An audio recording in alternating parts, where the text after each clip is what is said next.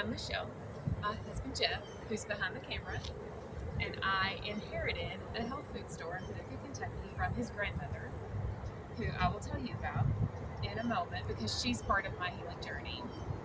So this video is about how I battled MS symptoms about 18 years ago, actually. When I was 30, I was a middle school teacher. And all through my 20s, I began having some symptoms that I didn't really tell the doctor about. I didn't really try to figure out what they were, what was going on. But I would have some nerve pain, some tingling, some muscle weakness occasionally. I would sometimes have periods of severe exhaustion that did interfere with my functioning ability. I would just take sick days off work. I would be too exhausted to even stand up. And so when I was about 30, one day when I was teaching, I began feeling like the front part of my hip was coming out of joint when I was walking that day. Later, I talked to a chiropractor about it, and he said, there's nothing he could do. That was muscular. He said there was no adjustment that he could do to help it because it continued happening. But it began that day. That afternoon, I actually fell at work, and I couldn't get up. I couldn't. My muscles weren't working. I had actually lost all feeling from the shoulders down. I was taken to the hospital. I was taken to Vanderbilt. Initially, they thought I had Guillain-Barré symptoms because I was having like paralysis-like symptoms from the shoulders down. But it wasn't exactly paralysis. I could move with difficulty. So the doctor at Vanderbilt put an ice cube in my low back and moved it up my back to my shoulder. I couldn't even feel he was touching me, much less feel the cold of the ice cube. I felt it at my shoulder. I went, ooh, what are you doing? So, yeah, from the shoulders down, no feeling. Difficulty walking. If you hear airplanes in the background, I apologize. We are actually in Orlando, Florida right now. We live in Western Kentucky in the Paducah area, but we are in Orlando at a health conference right now. We've gotten to hear two naturopathic doctors and a cancer researcher and some other people speak about health. So it's exciting. So this is a good place to tell my health journey. So anyway, I ended up from Vanderbilt. I ended up actually at the Mayo Clinic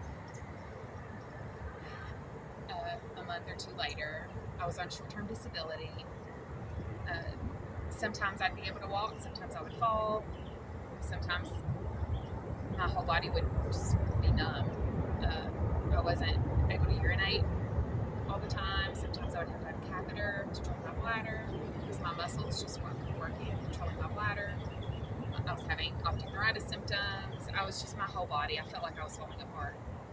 Ended up at the Mayo Clinic, and the doctor at the Mayo Clinic said, after multiple days of testing, said the only thing all your symptoms fit is MS.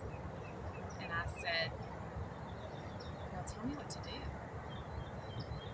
What do I do? And he said, there's nothing you can do. If you're developing MS, you're just going to develop MS. Needless to say, I went home very discouraged. The lady who attended me drove me home. And that night, laying in bed, I said, Lord, if you want me to be sick, let me be sick for your glory. I don't feel like this is for your glory. I'm not able to take care of my son. I was a single mom. My elderly parents were having to take care of me. Everyone at work, all the other teachers at work were having to pick up slack from me not being there because my particular job, you couldn't just hire a substitute to do it fully. So I said, if you want me to be sick, let me be sick for your glory. But if you want me well, show me what to do because I don't know what to do. And that was a Friday afternoon when I came home from the Mayo Clinic. And during the previous month or two when I had been sick, I had been listening to sermons from a pastor that was about 40 minutes from my house. I had called, when I first got symptoms, I had called someone I knew. She also used to be a music teacher, actually, and she had MS.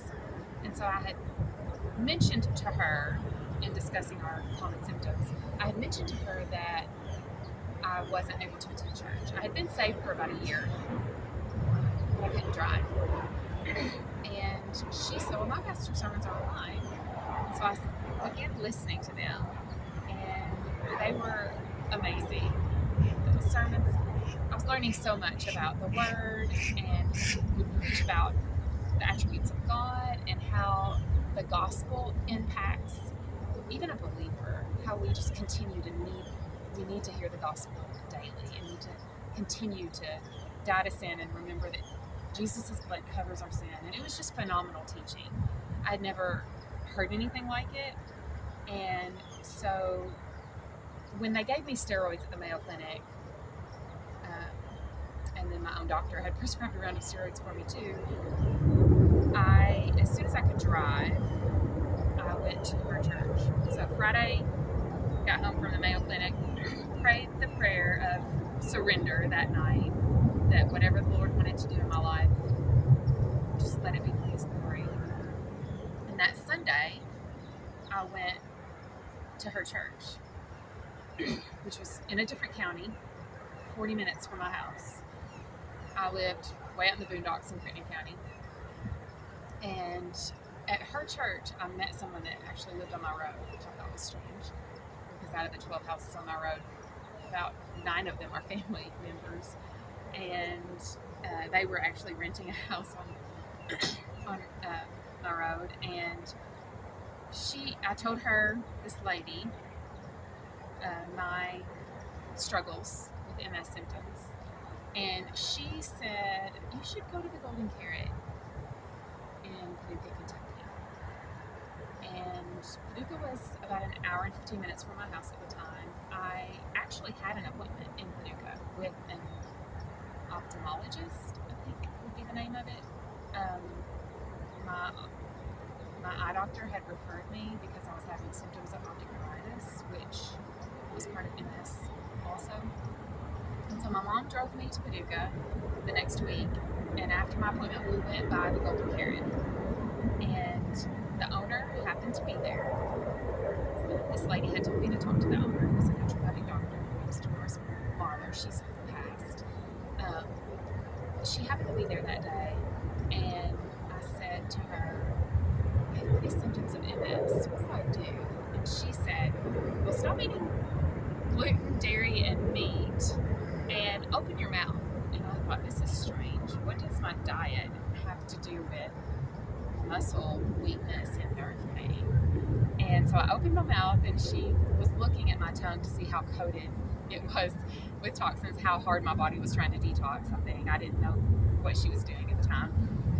And she saw a lot of silver in my mouth, and she said, you've got to get that mercury taken out of your mouth. And so I said, well, that lady that had sent me to that store had handed me a cleanse, and it was foreign to me. It said things like drink wheatgrass juice. I didn't know what that was. So I handed Doris the paper, and I said, would this be good for me to do? And she looked at it, and she said, well, really, you just need to go on a juice fast. And I said, what's a juice fast?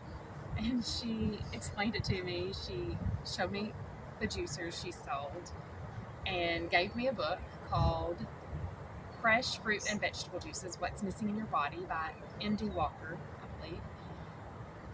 I only had $500 left in my checking account at the time.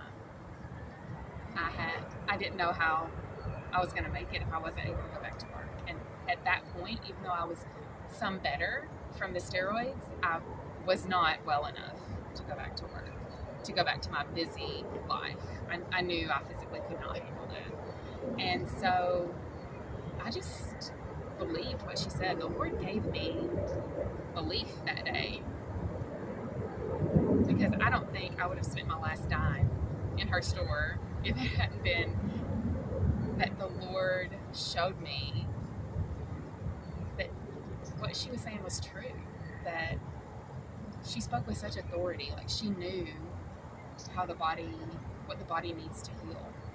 So I just believed her, and I spent almost my last penny. Didn't know how I was going to make my house payment if I wasn't able to go back to work, but I was just trusting that what she told me was going to get me back at work. And so I bought a juicer, went home with a 25-pound bag of juicing carrots, kale, spinach, some fruit. Didn't know how to run the thing, but I didn't eat again for 2 weeks after meeting her. I immediately did a juice fast, and at the end of 2 weeks, all my symptoms were gone. I was able to go back to work. It was amazing. When I came off my juice fast, I went into a raw food diet.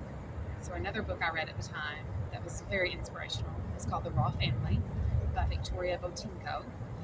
And she tells her journey in that book of how her family healed all their 4 different diseases with a raw food diet. It's amazing. So I read that, went on a raw food diet for 1 full year, and every season I would do a 2-week juice fast. I also read a book by Paul Bragg about water fasting. In it, he has some kind of Eastern type, Mother Earth type beliefs, but I pulled out the nuggets of truth, which was a good regimen for fasting. So 1 day a week, the same day every week, I would juice fast, and then I branched out into water fasting. Once a month, that 1 day turned into a 3-day fast, and then once every 3 months, every season, that fast turned into a 2-week fast. And I did that for years. There's a loud airplane. So Dolores had also told me that everything I was putting on my body, shampoo, cosmetics, lotion, my Bath and Body Works lotions, she said the ingredients are not going to help you heal. So she said if you cannot eat it, don't put it on your body. So I began using just plain almond oil on my body with essential oils. I went to natural shampoos, clean ingredients I could understand, simple ingredients. And she also told me about a book named the MS Diet Book by Dr. Roy Swank.